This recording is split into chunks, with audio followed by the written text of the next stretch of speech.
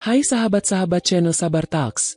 Bayangkan, di hari pernikahan yang seharusnya penuh kebahagiaan, seorang wanita justru diseret keluar dengan hinaan di depan ratusan tamu. Air matanya jatuh, sementara suaminya berdiri di pelaminan bersama wanita lain. Hatinya remuk, tapi semua orang hanya menonton tanpa peduli. Mungkinkah luka yang begitu dalam ini bisa berubah menjadi kekuatan untuk membalas? Atau justru menghancurkannya selamanya? Namun sebelumnya, kalau kamu suka cerita yang menyentuh hati, klik subscribe sekarang juga ya.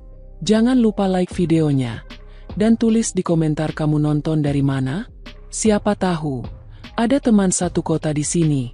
Dan sekarang, mari kita mulai kisah hari ini. Aku menikah di sebuah aula kecil di pinggir kota. Lampunya kuning pucat. Wangi melati menyelinap dari rangkaian bunga sederhana yang kami susun sendiri. Kursi-kursi disewa dari tetangga. Taplaknya tidak seragam. Ada yang putih mulus, ada yang mulai kusam di sudutnya.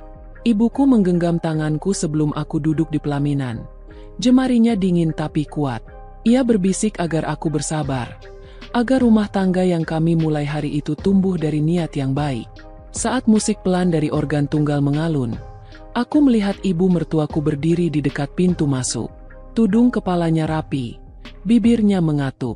Ia tidak tersenyum, bahkan ketika tamu menyalaminya sambil mengucap selamat.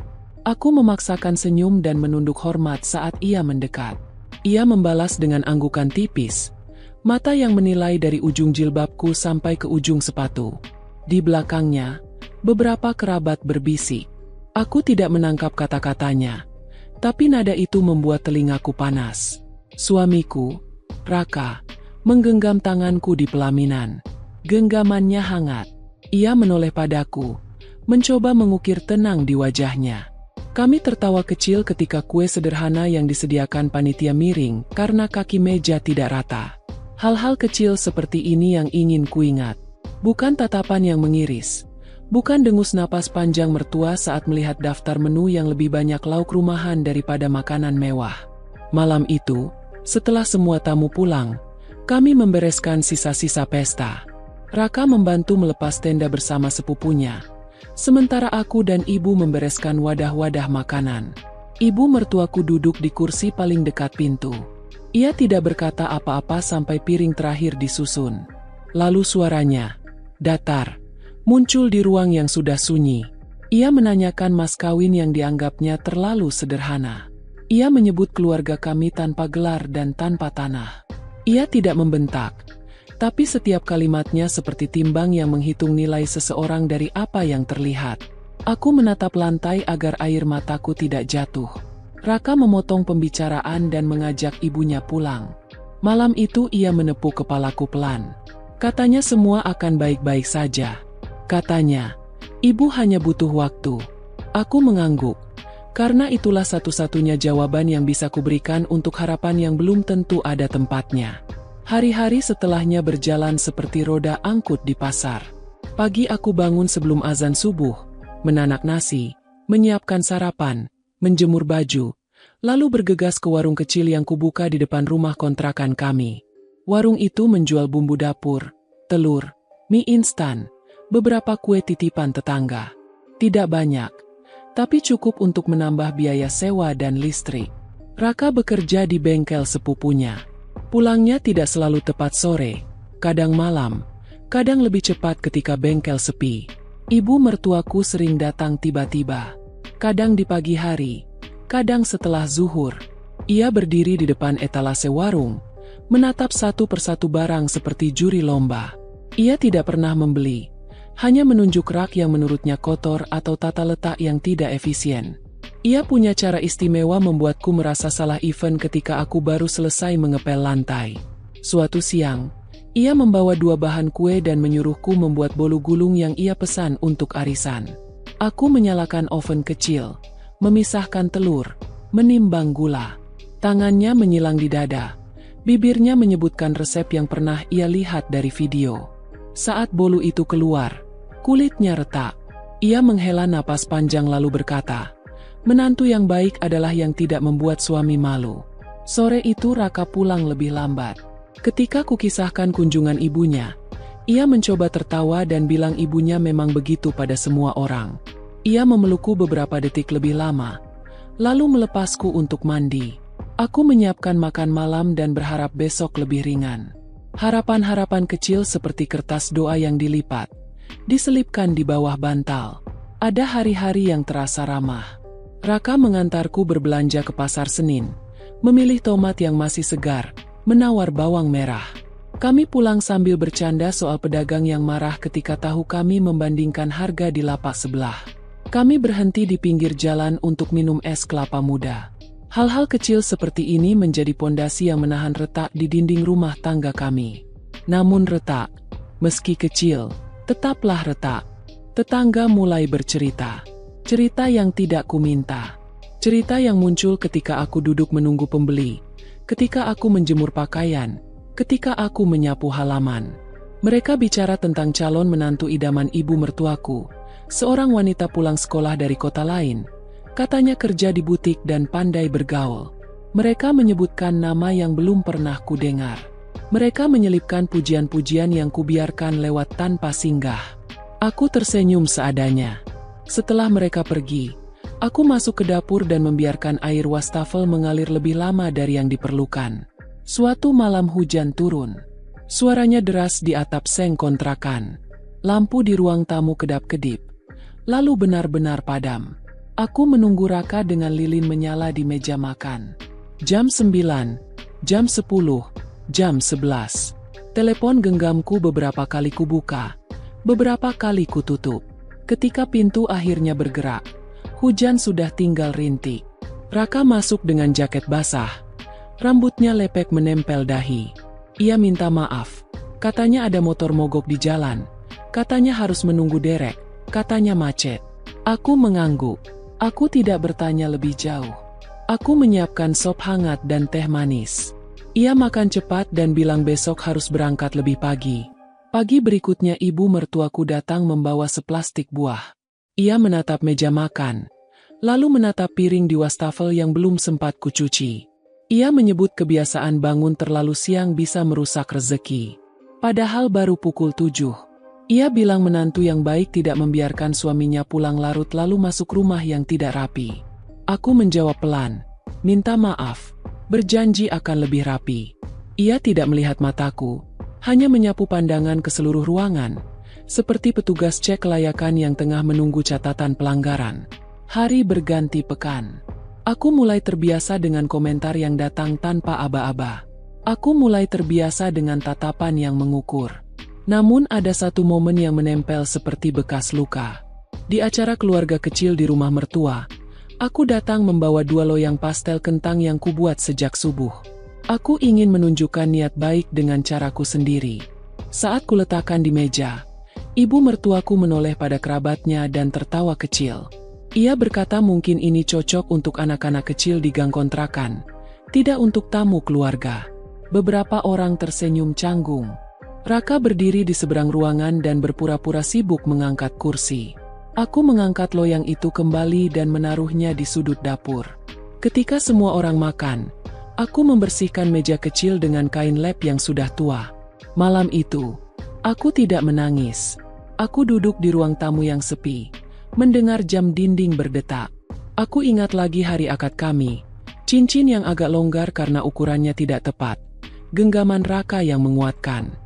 Aku memikirkan bagaimana cinta kadang tidak bersuara ketika diserang penghinaan, bagaimana kasih kadang tidak cukup keras untuk menutup pintu dari angin dingin yang terus-menerus masuk melalui celah-celah yang tidak tampak. Suatu sore, Raka pulang dengan wajah letih. Ia menaruh helm di kursi, menghela napas panjang. Aku menawarinya teh. Ia menolak, bilang perutnya sudah penuh oleh kopi bengkel. Ia menatapku sebentar, lalu menatap keluar jendela. Ada jeda yang tidak biasa di ruang itu. Jeda yang membuat langkahku terasa kaku. Ia bilang ada pekerjaan tambahan beberapa hari ke depan. Mungkin akan pulang lebih malam. Ia menambahkan tidak perlu menunggu makan malam. Makan saja dulu agar tidak lelah. Aku mengangguk. Kalimat-kalimat itu terdengar wajar. Tapi ada sesuatu yang berubah pada caranya menyebut rumah sebagai tempat singgah. Esoknya, Kabar yang beredar di telinga tetangga menjadi getar kecil di hatiku. Ada yang melihat Raka mengantar seorang wanita ke rumah ibunya. Ada yang bilang ibu mertuaku tampak lebih ceria dari biasanya. Aku tidak menanggapi. Kubiarkan cerita itu lewat seperti becak yang melintas di jalan becek. Namun malam itu, saat aku menutup warung dan menghitung uang pecahan kecil, aku sadar napasku lebih berat. Aku menutup buku catatan dan merapikan kembalian. Kutarik napas panjang, seperti orang yang hendak memadamkan lilin dengan sekali hembus. Aku berdiri di depan cermin kecil di kamar. Wajahku tampak lebih tirus, mata sedikit cekung. Aku menyisir jilbabku, merapikan lipatan di bawah dagu. Aku mencoba tersenyum pada diriku sendiri, senyum yang menguatkan, bukan yang berpura-pura. Di luar, suara motor berhenti, pintu terbuka perlahan. Raka masuk, meletakkan kunci di mangkuk kecil di dekat rak sepatu. Ia menyapaku dengan pelan. Aku membalas. Tidak ada nada yang salah, tidak ada kalimat yang menusuk. Hanya keheningan yang merayap di sela-sela kata. Malam itu kami tidur menghadap dinding yang berbeda. Ketika fajar datang, aku bangun lebih cepat. Aku menanak nasi, menyiapkan sayur bening, menggoreng tempe. Raka duduk di meja, memegang teleponnya. Ibu mertuaku menelpon. Suaranya terdengar jelas meski dari ujung lain. Ia memintanya mampir ke rumah. Ada tamu yang ingin dikenalkan. Raka menjawab singkat dan mengangguk walau tidak ada yang melihat. Ia menutup telepon dan menghindari tatapanku. Ia bilang akan pulang larut. Aku tersenyum, mengucapkan hati-hati di jalan. Di ambang pintu, sebelum ia benar-benar melangkah, aku hampir memanggilnya. Ada kata yang siap meluncur. Ada keberanian yang menghimpun diri. Namun suaraku urung keluar. Pintu menutup pelan. Jalanan pagi mengirim suara pedagang sayur dan klakson ojek. Aku berdiri lama, memegang tepi meja, merasakan kayu yang mulai aus di bawah jari. Hari itu, warung terasa lebih sepi. Kue titipan tidak habis. Bumbu dapur tidak banyak bergerak. Matahari condong. Bayangan genteng menutup setengah halaman. Aku menutup warung lebih cepat dan duduk di kursi plastik biru di teras kecil. Angin sore membawa bau tanah. Aku memejamkan mata sebentar, lalu membukanya lagi. Aku tahu, sesuatu sedang bergeser. Aku tahu, kesabaran akan diuji lebih jauh dari yang pernah kubayangkan. Aku tidak tahu bahwa malam itu adalah awal dari perubahan terbesar dalam rumah tanggaku. Dan benar saja, malam-malam setelah itu semakin dingin. Raka pulang makin larut, sering dengan wajah letih dan bau parfum asing yang tidak pernah kucium sebelumnya. Ia tidak banyak bicara, sekadar menjawab pertanyaanku singkat-singkat lalu langsung rebah di kasur. Aku mencoba meyakinkan diriku bahwa semua itu hanya lelah kerja. Tapi bayangan wajah seorang perempuan lain yang sering disebut tetangga menghantui benakku. Apalagi setiap kali aku singgah di rumah mertua, nada bicara mereka berubah begitu melihatku datang. Seolah aku hanya orang asing yang kebetulan nyasar di lingkar keluarga mereka. Suatu sore, saat aku menutup warung, seorang tetangga berbisik padaku. Katanya ia melihat Raka mengantar seorang wanita dengan motor, lalu berhenti cukup lama di depan rumah mertua. Hatiku serasa diremas. Aku mencoba tersenyum, berterima kasih, lalu pulang dengan langkah gontai. Sesampainya di rumah, aku menyalakan lampu ruang tamu, duduk di kursi kayu, dan menatap pintu yang masih terkunci dari luar. Pukul 9 malam, pintu akhirnya terbuka. Raka masuk, tidak tergesa, tidak juga merasa bersalah. Ia menaruh helmnya, mencuci tangan, lalu mengambil segelas air. Aku berdiri, menatapnya, menahan napas agar suaraku tidak pecah. "Kamu dari mana, Kak?" Tanyaku perlahan. Ia menoleh sebentar, lalu menjawab ringan. "Bengkel ada tambahan kerja. Aku juga mampir ke rumah ibu sebentar." Aku terdiam. Kalimatnya sederhana, tapi di telingaku seperti pisau yang menggores perlahan. Ia tidak menatapku lebih lama, seolah jawabannya cukup menutup semua keraguan. Malam itu aku tidur dengan dada sesak, sementara punggungnya membelakangiku. Hari-hari berikutnya, Aku semakin sering mendengar kabar samar-samar tentang wanita itu. Ada yang bilang namanya Sinta, ada yang menyebut ia lebih modern, lebih pandai membawa diri. Aku tidak pernah melihatnya, tapi kehadirannya terasa nyata, seperti bayangan yang mengikuti di setiap langkahku. Puncak kecurigaanku terjadi saat aku datang ke rumah mertua pada sebuah arisan keluarga. Aku membawa kue yang kubuat sejak pagi. Baru saja aku letakkan di meja. Terdengar tawa riang dari ruang tengah. Saat aku melangkah, aku melihat ibu mertuaku duduk bersama seorang wanita muda berpenampilan rapi. Di sampingnya, Raka ikut duduk, tersenyum canggung. Mereka terdiam sejenak ketika aku masuk. Ibu mertuaku lalu berdiri dan menyambutku dengan nada hambar. "Oh, kamu datang juga," ucapnya singkat. Sementara wanita muda itu tersenyum tipis, lalu kembali menunduk menyesap minumannya. Aku berdiri kaku, tubuhku bergetar menahan perasaan campur aduk. Sepulang dari rumah mertua, aku menangis sendirian di kamar. Raka pulang larut lagi malam itu, dan aku tidak berani bertanya. Aku hanya mendengar suaranya di telepon sebelum tidur, terdengar lembut dan penuh tawa. Tapi bukan padaku ia berkata seperti itu. Hari demi hari, jarak di antara kami semakin melebar. Aku berusaha mendekat, menyiapkan makanan kesukaannya, menyambut dengan senyum setiap kali ia pulang. Namun balasannya tetap dingin. Bahkan suatu malam, ketika aku menunggunya dengan setumpuk hidangan di meja, ia tidak pulang sama sekali. Teleponku tidak dijawab. Aku menunggu sampai fajar, lalu hanya menemukan pesan singkat di ponselku. Aku menginap di rumah ibu. Aku tahu, itu hanya alasan. Semakin lama, aku merasa seperti orang asing di rumahku sendiri. Bahkan warung kecilku terasa lebih ramah daripada tatapan Raka.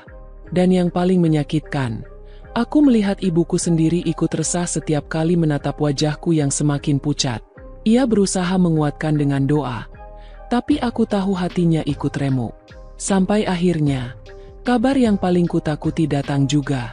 Seorang tetangga yang baru pulang dari rumah mertua memberitahuku bahwa Raka akan menikah lagi. Bukan bisik-bisik lagi, melainkan pengumuman yang sudah beredar di keluarga besar.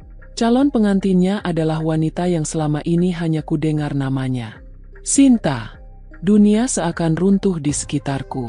Aku duduk lama di kursi warung, menatap kosong pada rak-rak yang separuh penuh. Air mata mengalir tanpa bisa kucegah. Aku mencoba menyangkal, tapi setiap kata yang kudengar terasa nyata. Bahkan kabarnya, mertua yang dulu selalu menghinaku kini begitu bangga menyebut Sinta sebagai menantu idaman. Malam itu, ketika Raka pulang, aku memberanikan diri bertanya, "Kak, benar kamu mau menikah lagi?" Suaraku bergetar, nyaris tak terdengar. Ia terdiam beberapa detik, lalu menghela napas panjang. Aku tidak mau bohong. Ya, benar. Ini keputusan terbaik. Kamu tahu sendiri, ibu tidak pernah bisa menerimamu. Dan, aku juga butuh kehidupan yang lebih baik. Kalimat terakhirnya menghantamku lebih keras dari apapun. Seakan semua pengorbananku selama ini tidak ada artinya. Aku terdiam, hanya bisa menatapnya dengan mata yang berkaca-kaca. Raka tidak berusaha menenangkanku, ia hanya bangkit, lalu masuk ke kamar tanpa sepatah kata. Malam itu aku duduk sendiri di ruang tamu, lampu temara menemani isak tangis yang tak bisa kutahan. Aku merasa kalah, terbuang, dan tak berdaya. Dan dalam hati kecilku, aku tahu bahwa badai yang lebih besar sedang menantiku. Dan benar saja, kabar pernikahan itu akhirnya sampai ke telingaku secara resmi, bukan lagi sekadar bisikan. Undangan mulai tersebar. Wajah Sinta dan Raka tercetak rapi di atas kertas dengan latar mewah. Aku tidak pernah menerima selembar pun undangan, tapi tetangga yang iba menunjukkan padaku. Tanganku bergetar ketika melihat nama suamiku terukir di sana, seolah semua perjuangan dan cintaku telah dihapus dengan tinta dingin tanpa rasa. Hari demi hari menjelang pernikahan itu, aku hidup di dalam tekanan yang tak tertahan. Ibu mertuaku semakin terang-terangan merendahkanku. Ia datang ke warungku dengan senyum puas, bercerita lantang kepada siapa saja yang lewat bahwa sebentar lagi ia akan memiliki menantu yang benar-benar pantas. Kata-katanya menancap tajam, membuat beberapa pembeli hanya bisa menunduk iba padaku. Di malam-malam sepi, aku bertanya pada diriku sendiri, apakah aku harus datang ke acara itu? Aku bukan tamu undangan, aku hanyalah istri sah yang diabaikan. Tapi hatiku berontak. Aku ingin melihat dengan mataku sendiri bagaimana mereka menghapusku seakan aku tak pernah ada. Dan lebih dari itu, aku ingin mempertahankan martabatku, walau hanya dengan berdiri di sana, sebagai bukti bahwa aku masih istri yang sah. Hari pernikahan itu akhirnya tiba. Aku mengenakan baju sederhana, jilbab biru muda yang sudah kusetrika semalaman. Langkah kakiku berat ketika mendekati gedung besar yang dipenuhi mobil mewah. Musik gamelan modern berpadu dengan denting biola menyambut tamu yang berdatangan. Aroma bunga segar menyeruak, sementara tenda putih berkilau di bawah cahaya lampu gantung. Aku masuk dengan dada berdebar, menembus kerumunan orang yang berceloteh bahagia. Pandanganku langsung tertuju pada pelaminan. Di sana, Raka berdiri dengan jas hitam yang pas di tubuhnya, senyum terukir di wajahnya. Di sampingnya, Sinta duduk anggun dengan gaun pengantin modern, perhiasan berkilau di lehernya. Mereka tampak serasi, bagai raja dan ratu sehari. Dan aku, hanya bayangan asing yang terselip di antara kerumunan. Bisik-bisik mulai terdengar saat orang-orang menyadari kehadiranku. Beberapa tamu menoleh. Ada yang berbisik sambil menutup mulut. Ada yang mengerutkan dahi dengan rasa iba. Namun sebelum aku sempat melangkah lebih jauh, suara lantang ibu mertuaku menggema. "Kenapa kamu datang ke sini? Siapa yang mengundangmu?" Nadanya tajam, penuh amarah. Semua mata tertuju padaku. Aku menelan ludah, mencoba menjaga wibawa. "Aku hanya ingin melihat suamiku," ucapku lirih. Suaraku nyaris hilang di telan musik. Tapi ibu mertuaku tidak berhenti di situ. Ia melangkah cepat, lalu menarik lenganku kasar. "Kamu tidak punya tempat di sini. Jangan bikin malu keluarga kami," teriaknya. Tanganku ditarik. Tubuhku diseret di hadapan tamu undangan yang tertegun menyaksikan. Aku berusaha melepaskan diri, tapi genggamannya kuat. Aku terhuyung, hampir jatuh. Sementara beberapa orang mulai berbisik lebih keras. Hatiku tercabik, air mataku tumpah. Bukan hanya karena sakit di tubuhku, tapi karena penghinaan yang dipertontonkan di depan semua orang. Yang paling menyakitkan adalah pandangan Raka. Ia berdiri di pelaminan, melihat semua itu terjadi. Tatapan matanya sempat bertemu dengan mataku, tapi ia tidak bergerak. Ia tetap berdiri di samping Sinta, seolah aku hanyalah debu yang bisa diabaikan. "Keluar! Jangan kotori pesta ini," bentak ibu mertuaku lagi, sebelum akhirnya mendorongku keras ke arah pintu. Aku jatuh tersungkur, lututku terbentur lantai keras, jilbabku sedikit terlepas dari peniti. Beberapa tamu buru-buru membantu, namun aku menepis tangan mereka. Aku berdiri dengan sisa harga diriku, menegakkan kepala meski air mata terus mengalir. Aku melangkah pergi dengan langkah gemetar, meninggalkan ruangan yang penuh sorak-sorai palsu. Musik kembali dimainkan, seolah tidak pernah ada tragedi barusan. Tapi hatiku tahu, momen itu akan selalu tertanam di ingatan banyak orang.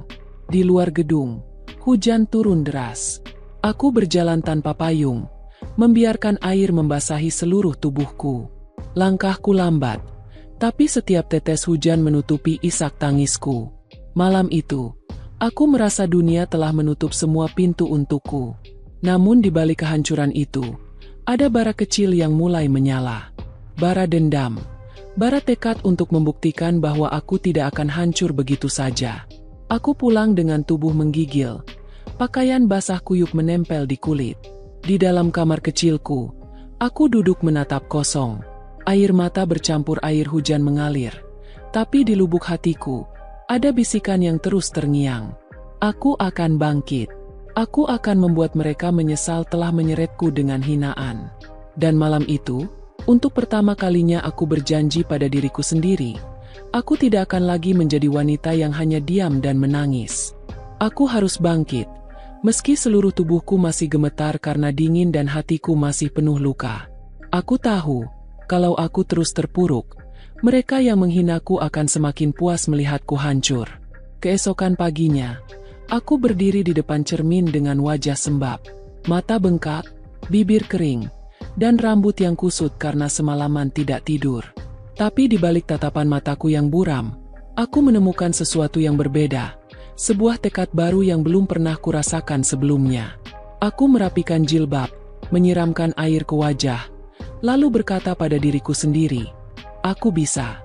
Aku harus bisa. Aku mulai dengan hal kecil. Warungku yang dulu hanya seadanya kini ku perluas. Aku menambahkan rak baru, menata barang dengan rapi, dan mulai menjajakan lebih banyak dagangan. Aku menabung sedikit demi sedikit, membeli stok lebih banyak dari grosir, lalu memperbanyak kue titipan untuk dijual. Pelan-pelan, warungku semakin ramai. Orang-orang mulai suka mampir karena barang lebih lengkap. Tetap saja, cibiran tidak berhenti. Ibu mertuaku beberapa kali melewati warung sambil tertawa dengan tetangga yang lain. Kasihan, masih saja jualan recehan.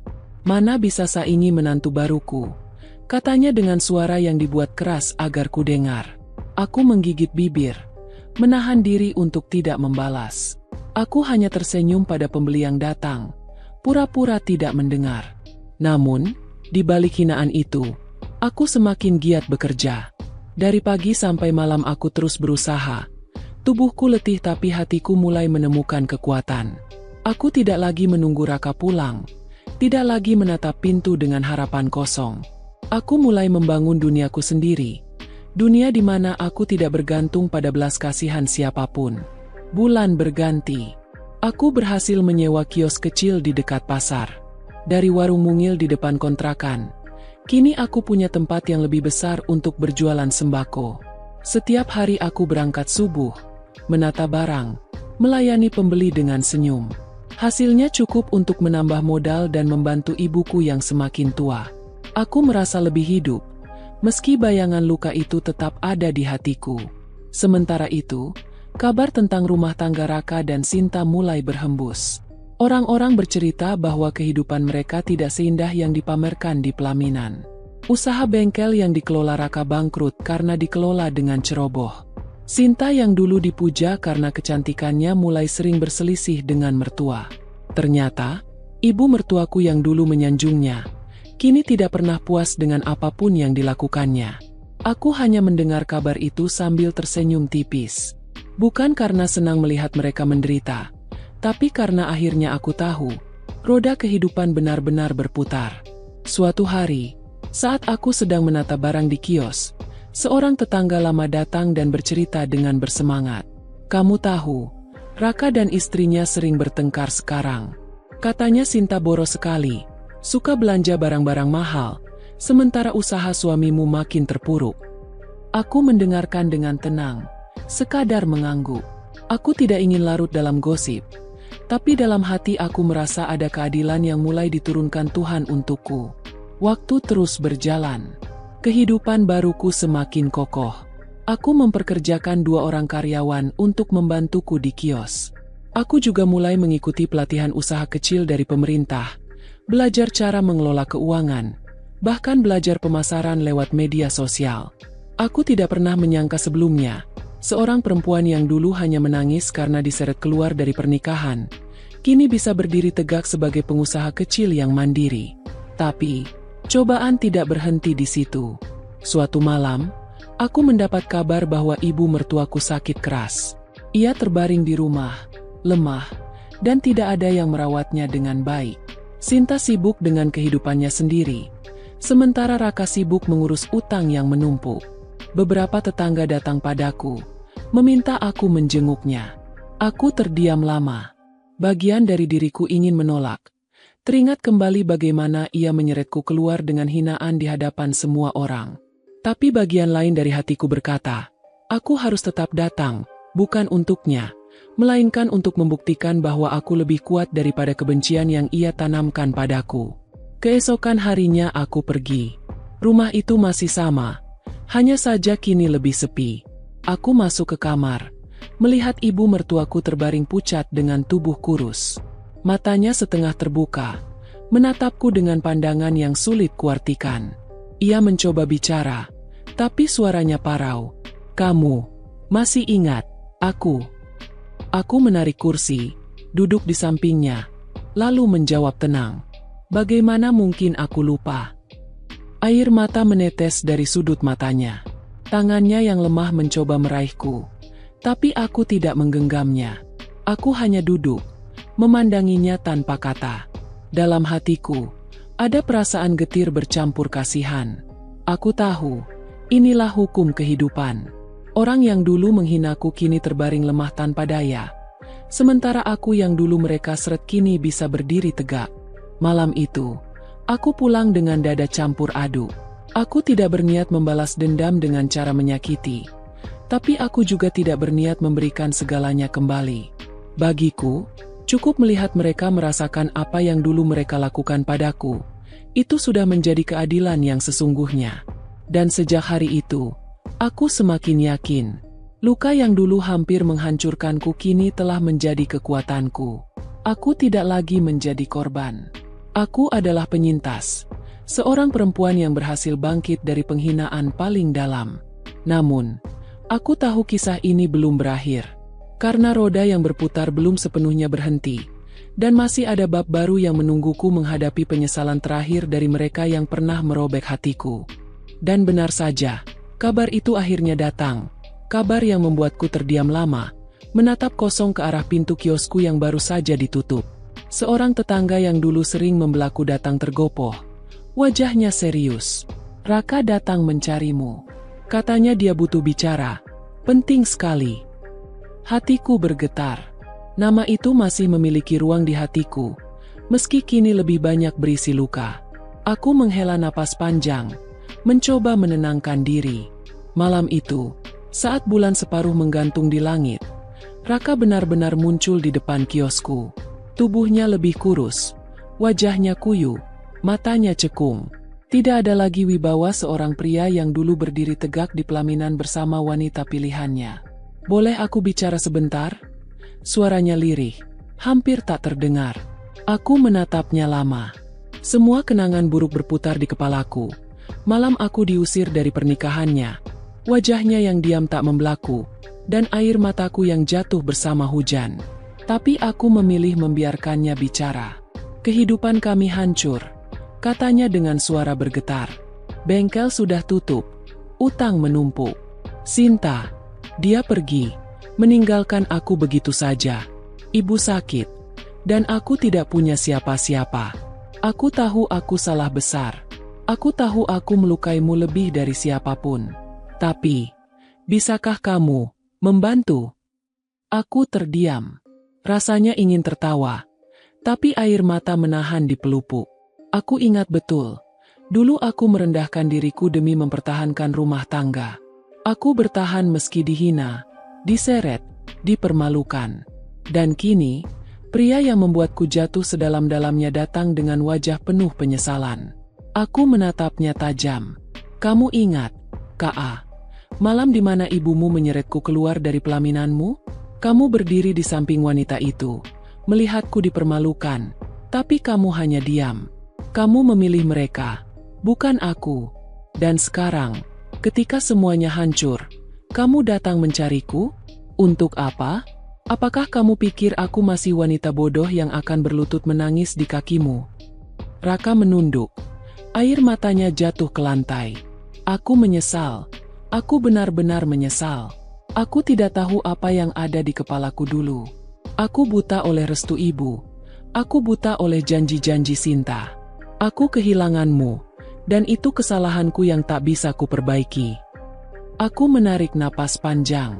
Ada rasa sakit yang masih tersisa, tapi kini lebih banyak rasa lega. Lega karena akhirnya ia merasakan sendiri bagaimana pedihnya ditinggalkan. Lega karena aku tidak lagi berada di bawah kendali mereka. Ibumu pernah berkata aku tidak pantas menjadi menantunya. Ucapku perlahan.